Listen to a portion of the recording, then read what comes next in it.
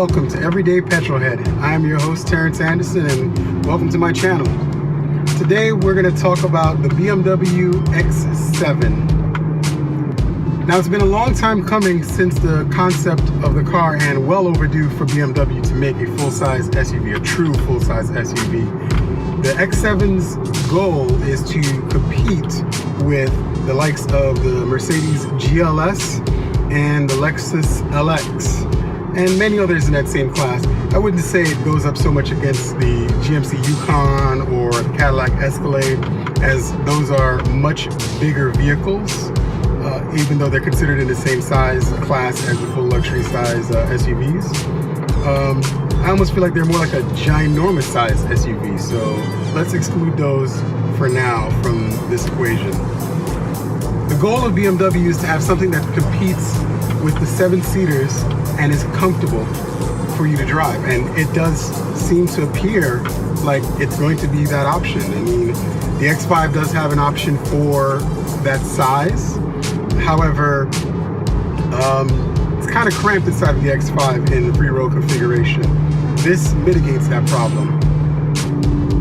The X7 will share some of its components with the likes of the X5 and the X6.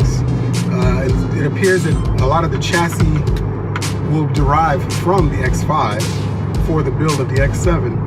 And BMW has done a great job of adding a lot of the styling cues of the concept into the actual model.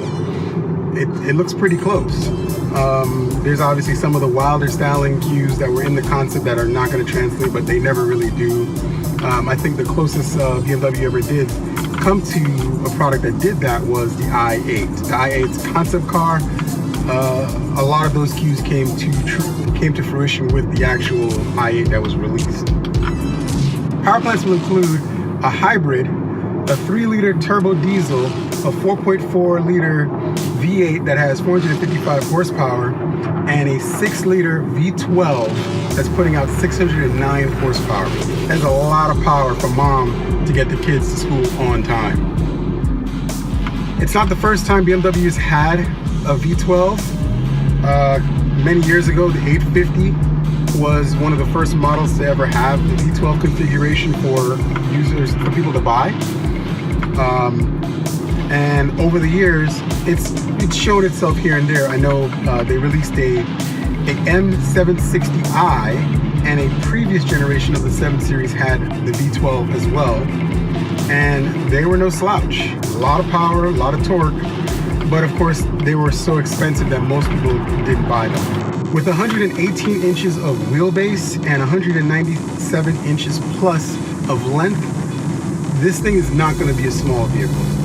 It will comfortably fit, or tightly fit really, inside of your garage for most people, and should provide more than enough storage for carrying along other items, not just people in the vehicle. So when you have to take your kids to soccer practice, you should have more than enough storage in the back for you to stow and go all of their stuff in the back.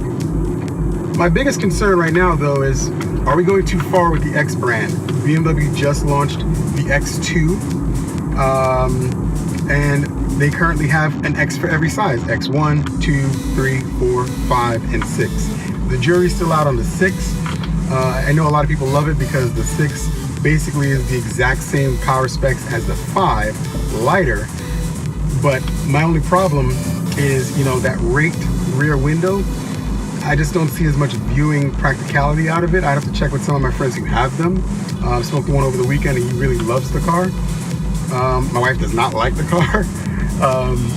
She prefers the X5, but you'll never know. It's all in the preference. So maybe that's what they're going for. And since in America, fewer and fewer people are buying sedans, it pretty much makes a good idea for you to have some coverage of all possible options for the sports utility criteria.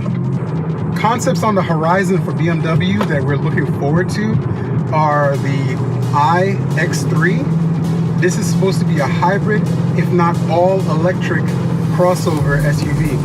It's going to be about roughly the size of a 3 Series sedan, just bigger, of course. And that's That's actually pretty promising because, you know, with us nowadays going into this world of having only SUVs and no more sedans, it's good to have something that's practical for driving distances around town, that is hybrid or preferably all electric. The M8 Grand Coupe is going to be interesting, as well as the impending M8 Coupe. Those two are going to be really beautiful to see how they turn out. I'm assuming BMW is going to go with the top range V12 in both vehicles for this, and 609 horsepower turbocharged is going to be nuts. I can only imagine if the initial V12 is putting out 609 horsepower, how much power and madness is an M8 and M8 Grand Coupe going to have. And last but not least is the resurgence of the Z4. The Z4 was discontinued several years ago, basically because sales weren't really moving for the model. But it was a beautiful coupe. You know, it was more than the Z3, but not quite an M3. And because it was sporty and stylish, you know, you'd have thought it would have sold. The problem, I think, was that it also competed with things like the Miata, because it is a two-seater, and because it's a two-seater, it's not exactly the most practical car. It's kind of the sport executive vehicle that you buy before you get married, and once you're married and you have kids, you kind of got to get rid of it. So, considering the fact that it was priced in a position where only those who tend to be married and have kids have the funds to pick it up, I'm pretty sure that's kind of the problem with why that didn't sell as well as it probably should have. I'd like to thank everybody for tuning in for this episode. I know it was kind of short, and I'm testing out different formats to see what everybody likes. So please feel free to comment and like, share, and subscribe with your everyday petrolhead. Thank you.